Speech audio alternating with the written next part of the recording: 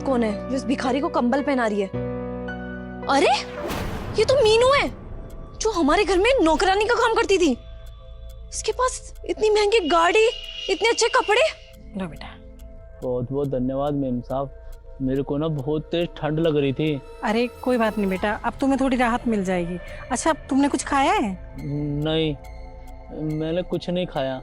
अच्छा मैं अभी कुछ मंगवाती हूँ तुम्हारे लिए। मीनू रुको, मैं आ रही हूँ। अरे अंकिता बेबी। मीनू पहचाना मुझे? मैं अंकिता। हाँ अंकिता बेबी पहचान लिया मैंने, पर आप यहाँ कैसे? आप तो बेंगलोर में रहते थे ना? वो एक्चुअली ना अब मैं यहीं पे रहती हूँ। वो एग्जाम के सिलसिले में ना मेरे को घर से बाहर ही आना पड़ा। अच्छा तो घर पे सब ठीक है ना? Mummy papa? वो सब तो बढ़िया है। तुमने ये गाड़ी कहाँ से ली और ये इतने अच्छे कपड़े? जब मैं छोटी थी तुम हमारे घर में नौकरानी का काम करती थी ना, और इतने सालों बाद मैं तुमसे मिल रही हूँ। मुझे नहीं पता था तुम्हारे हालात इतने चेंज हो जाएंगे। इतनी महंगी गाड़ी, इतने अच्छे कपड़े, कैसे? हाँ उस टाइम पे ना मेरे घर के हालात बहुत खराब थे। उस टाइम पे मेरा बेटा पढ़ाई कर रहा था, लेकिन देखो ना उसने पढ़ाई करके ये सब अपने बलबूते पे बनाया है, और आज हमारे पास किसी चीज की कोई कमी नहीं है। चलो अच्छी बात है। अच्छा लगा सुन के कि तुम्हारे बेटे ने इतनी तरक्की कर ली और तुम्हारे पास इतना सारा पैसा आ गया। सुन के खुशी हुई। हाँ अगर इंसान मेहनत करे तो उसे तरक्की मिल ही जाती है, वो सब कुछ हासिल कर सकता है। मेम साहब आप तो खाना मंगा रही थी अभी। अरे हाँ बातों में मैं तो भूल ही गई, मैं अभी मंगवा देती। अबे ओ, क्या खाना ऑर्डर करते? चल निकल यहाँ से, उठ।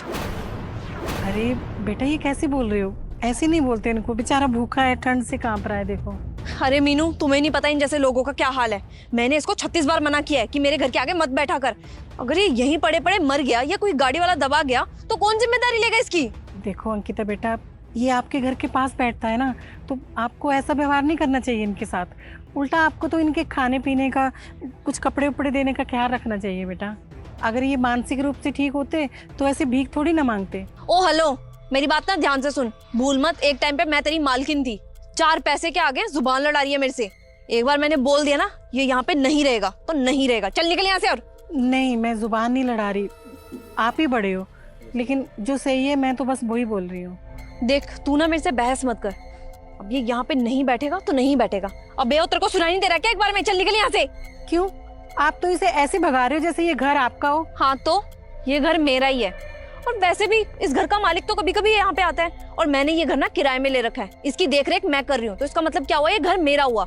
और मैं नहीं चाहती मेरे घर के सामने इन जैसे भिखारी आकर के अपना डेरा लगाएं। तेरे को सुनाई नहीं दे रहा क्या अभी भी? अच्छा बहुत जिद्दी हो ना तुम। देखो अब तो ये यहाँ से कहीं जाएगा ही नहीं, यहीं रहेगा ये। बताओ तुम क्या करोगी? अबे ओ, तूने 2 पैसे क्या कमा लिए? तू तो इतनी ज्यादा अकड़ने लगी है। तू ना मेरे सामने अकड़ मत दिखा, और अगर इसमें तेरे को ज्यादा ही प्यार आ रहा है ना तो अपने घर ले जा इसको। चल लो, इस घर का असली मालिक भी आ गया। अब वो खुद ही फैसला कर देगा कि इन जैसे लोगों को कहाँ बैठना चाहिए।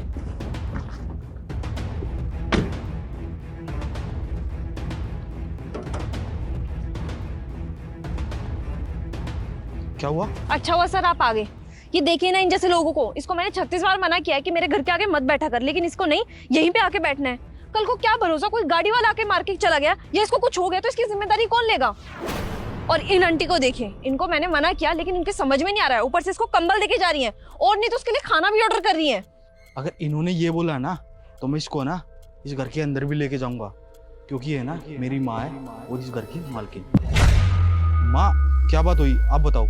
अरे कुछ नहीं हुआ बेटा, देखना ये बेचारा ठंड से कांप रहा था, इसको मैंने कंबल उड़ाया है, इसको प्रॉब्लम हो रही है, और खाना भी नहीं देने दे रही उसे।